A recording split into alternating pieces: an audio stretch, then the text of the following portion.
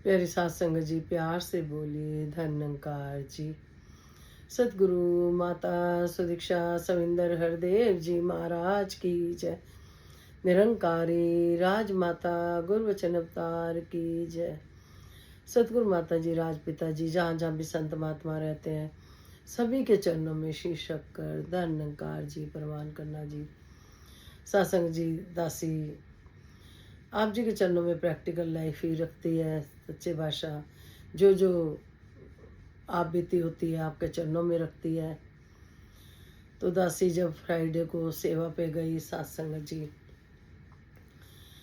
उस दिन सत्संग जी फ्राइडे की सुबह दासी को घर के आवाज़ें लगाते रह गए, हिलाया डुलाया। दासी पता नहीं सुन थी क्या था, जो भी इस निरंकार को पता है। बच्चे भी डर गए थे। तो सत्संग जी तबीयत ठीक नहीं थी और काफ़ी टाइम से म्यूजियम की सेवा पे दासी नहीं गई थी, क्योंकि एक पैर में फ्रैक्चर का थोड़ा दर्द था, दूसरे पैर में भी लग गई थी, मांस फट गया था पैर का, तो थोड़ा इसलिए भी नहीं बीच में जा पाई। और तबीयत तो ऊपर नीचे होती रहती है, आप जी को पता ही है कि सतगुरु ने ये बख्शी हुई है उम्र, तो क्यों ना उनके लेखे लगे। तो 3 बजे सत्संग जी वहाँ पे सेवा स्टार्ट होती है शुक्रवार को, म्यूजियम की सेवा। और दासी अंदर से मन तड़प रहा था कि मैं जाऊं सेवा पे। तो दासी ने मन ही मन सतगुरु के चरणों में माता जी से कहा, माता जी मन बहुत है, आप तो जानी जानो, तो आप जी यहीं से हाजिरी परवान कर लो, वरना मन तो बहुत है, बाकी आपकी मर्जी।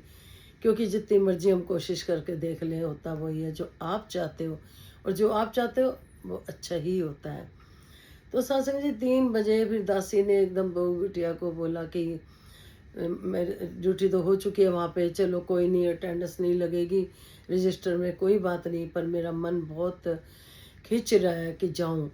तो सत्संग जी वो बिटिया भी चली, बेटी और बेटी की बच्ची भी आई थी। तो सब हम अपना सच्चे भाषा ने दोनों मना कर रहे थे, मन ही मन सिमरन करा, सच्चे भाषा कृपा करो। तो सत्संग जी सारे ही चल पड़े, वहाँ पर गए सत्संग जी। फिर किसी को ज्ञान करवाना था, तो दासी उनको ज्ञान कक्ष में ले गई।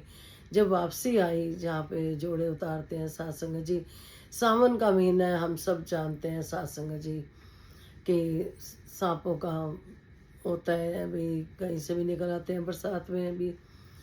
दासी का जो शूज़ पड़े थे, जोड़ा पड़ा था, दासी ने बड़े आराम से वहाँ बैठ के एक पैर पहना। तो हमारी जो हेड बहन जी हैं वो भी वहीं थी, म्यूजियम की बड़ी बहन। तो सत्संग जी जैसे ही दूसरा शूज़ उठाया, उसके नीचे सत्संग जी कम से कम इतना लंबा सांप सत्संग जी शूज़ के नीचे था। और दासी तो भाग भी नहीं सकती थी, क्योंकि दासी एकदम नहीं उठ के हिल डुल सकती, वो कुंडली मार के बैठा हुआ था काफ़ी लंबा। और वो बहन जी तो जो थी वो ऊपर चढ़ गई जीने पे, और दासी से तो हिला ही नहीं जा रहा था। दासी ने अपना घुटना वगैरह इकट्ठा कर लिया कि प्रभु मेरे से तो एकदम उठ के नहीं जाया जा रहा, आपकी मर्जी है, जो आपके मन में। दासी देखती रही उसको। फिर सत्संग जी वो हिला डुला, कभी इधर मुँह कभी उधर मुँह, जो सतगुरु ने जिधर करना था फिर वो पौधों की तरफ चला गया। तो कहने का भाव यही है कि सत्संग जी कि परमात्मा जाको राखे साइयाँ, मार सके ना कोई। सत्संग जी अपने इतने जीवन में 4-5 बार मौत के मुंह से परमात्मा बचा चुका है। और जब भी बसती हूँ संत यही कहते हैं, अभी आपसे सतगुरु ने सेवा लेनी है। फिर सांप वाली बात पे भी सब हंस रहे थे कि अभी आपको कुछ नहीं कहा उसने, क्योंकि अभी उसने देख लिया कि अभी आपका जाने का समय नहीं है, अभी आप सेवा पे हो। फिर किसी बहन को बताया, जब घर आई दासी किसी बहन से बात हुई, तो वो बहन कहती कि किरण जी आपके पास ना पैसा बहुत आएगा, सांप दिखाई दिया ना, पैसा बहुत आएगा। सत्संग जी दासी ने एक ही बात कही, अगर वो काट लेता तो ना पैसा होता ना खुद होती दासी।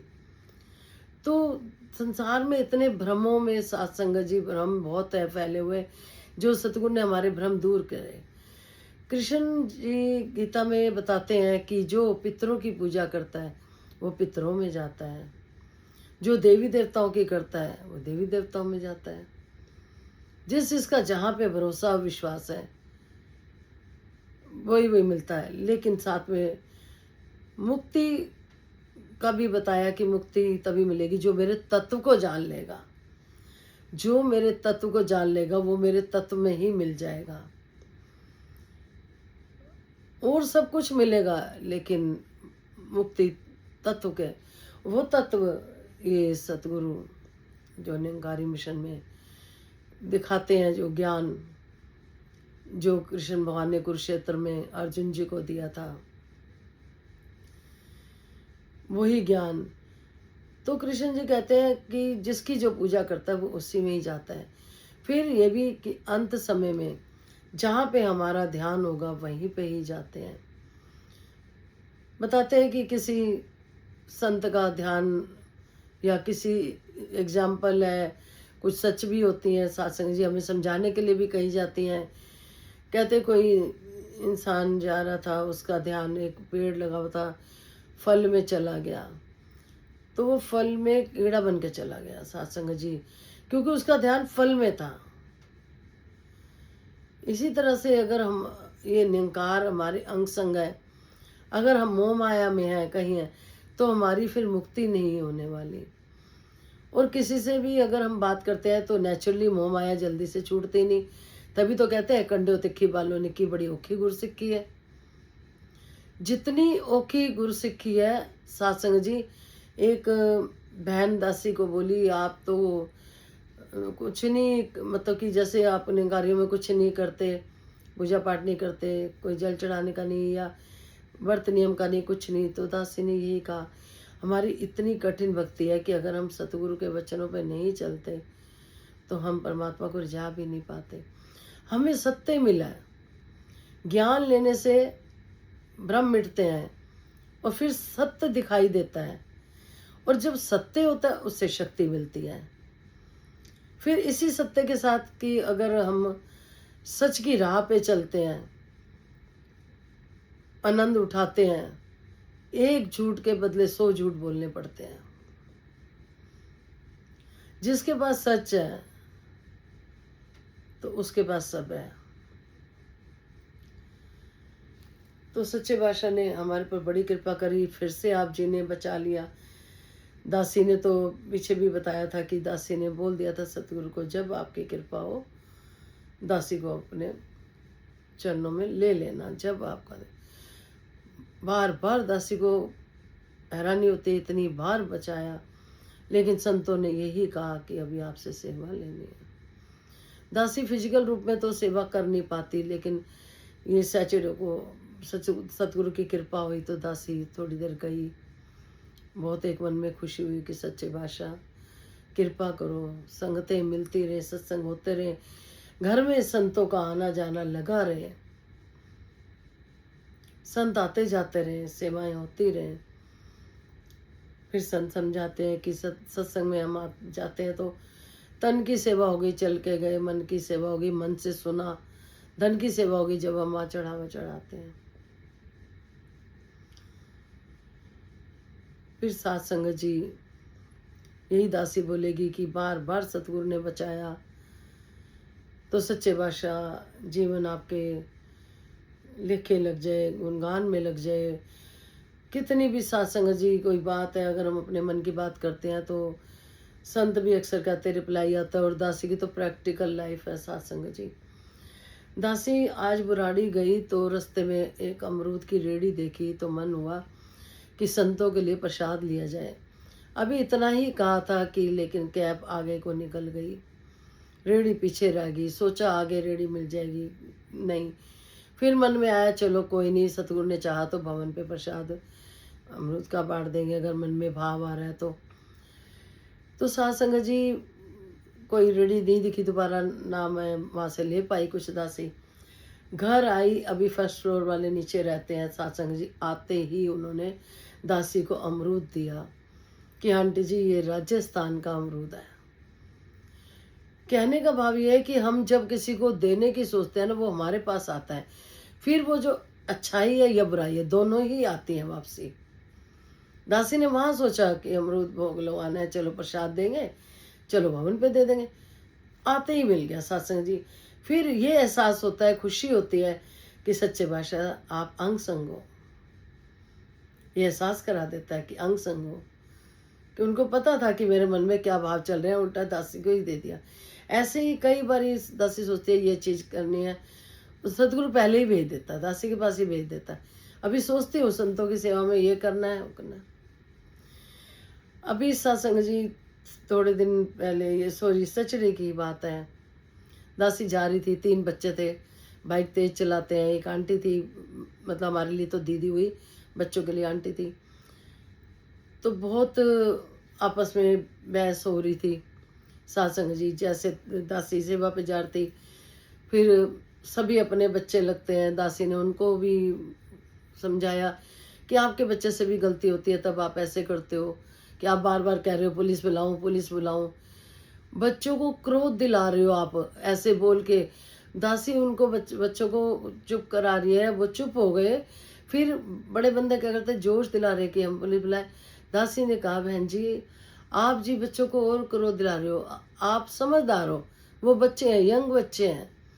तो हमें हर जगह ये बात सोचनी है कि कैसे बात करनी है, कैसे नहीं करनी, कैसे बच्चों को करना है।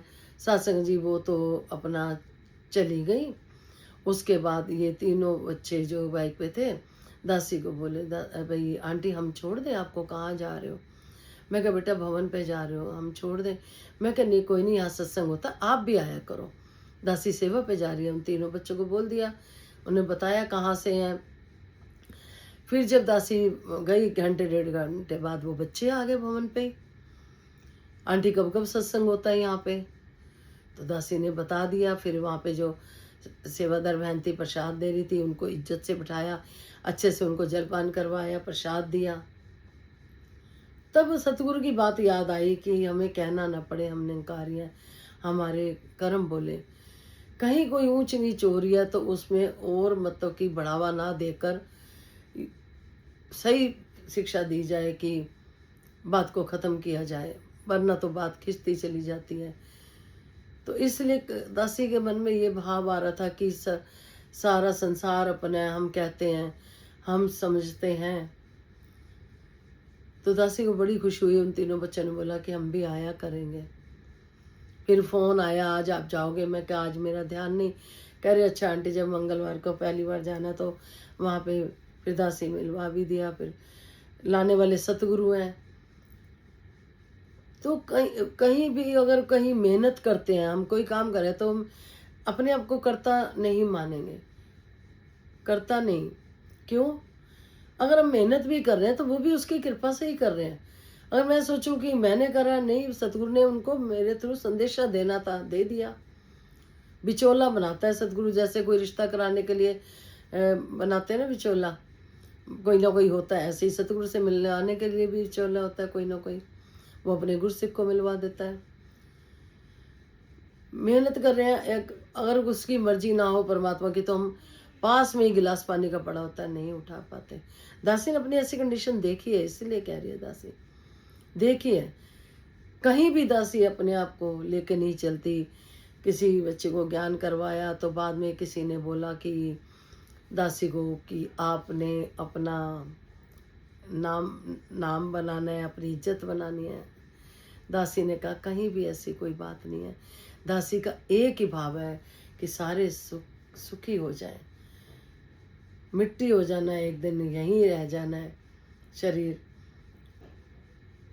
तो अगर भक्ति में दिखावा करते हैं तो फिर सतगुरु साथ थोड़ी देता है, इशारे थोड़ी देता है कि मैं साथ हूँ आपके।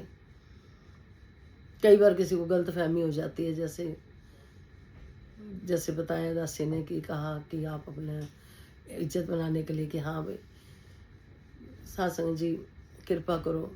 भवन पे बच्चे गए तो सब कहने लगे कि क्या बोले दासी कि यही कहेगी दासी, अपनी कृपा बनाए रखना और कभी भी मन में ये भावना आए कि मैं करती हूँ कुछ, परमात्मा ही करता है, इसकी मर्जी ना हो तो कुछ नहीं होता।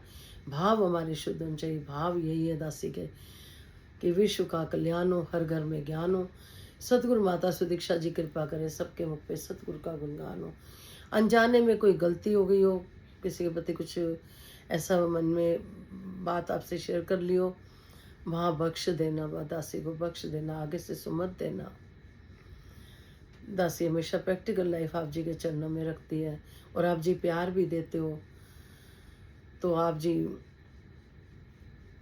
अपना आशीर्वाद बनाए रखना। आप सबको भी दतार सारे सुख दे दुनिया जाके, बच्चे आज्ञाकारी बने, लायक बने, अफसरों के अफसर बने, जो जो मन के भाव में सुखदाई करके पूरे हों, लेकिन सत्संग सेवा सिमरन सबकी झोली में रहे। ये सबसे बड़ी नौकरी है, जिसकी झोली में सत्संग सेवा सिमरन उनके पास सब कुछ है। तो दतार अपनी कृपा बनाए रखना। बाबा जी तेरे भरोसे मेरा परिवार है। धन्यवाद जी।